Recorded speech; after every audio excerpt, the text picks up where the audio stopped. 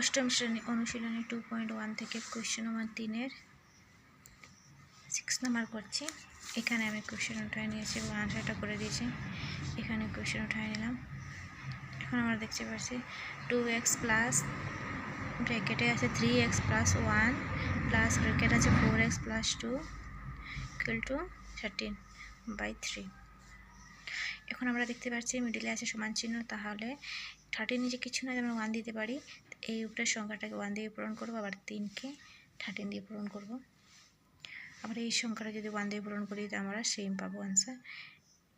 আর এটা এইভাবে লিখেছি ব্রেকেটটা সরাই এখানে লিখে দিয়েছি সবটা সমান চিহ্ন 3 আর ইন্টু দিয়ে এটা 3 দিয়ে 13কে ইন্টু করে দেব।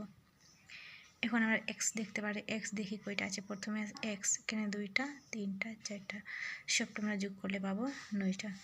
আবার রয়েছে x ছাড়া সংখ্যা হলো 2 এবং 1, 2 আর 1 3 সমান চিহ্ন এইদিকে আছে, এই দুইটা পূরণ করলে আমরা 39 পাবো।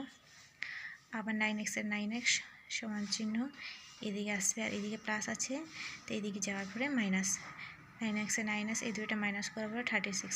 আবার ওই 36কে যদি 9 দিয়ে আমরা ডিভাইড করি, ভাগ করি, তবে 4 9 36, আনসার পেয়ে গেছি 4।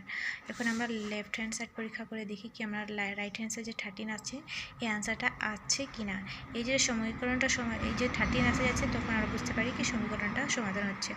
তাহলে x এর ভ্যালু আমরা পাই যাচ্ছি 4। আমরা যেখানে x দেখবো এখানে আমরা লাগিয়ে দেবো 4। আমি এখানে ফলাফল পরীক্ষা করে দেখি আমরা। আবার এই কোয়েশ্চনটা উঠে নিলাম, এখানে আমি লেফট হ্যান্ড সাইড লিখে এখানে 2 আছে, 2 এর জায়গাতে আমি 4 দিলাম।